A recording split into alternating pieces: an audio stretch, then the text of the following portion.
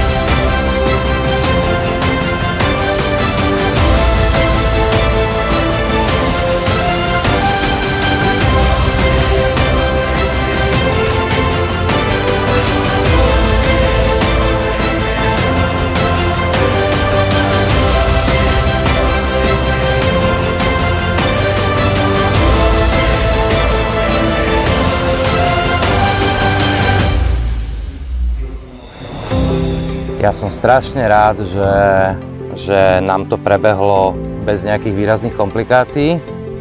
Na moje prekvapenie máme naozaj vysoký počet uzavretých full houseov, pochytali sa zase krásne ryby.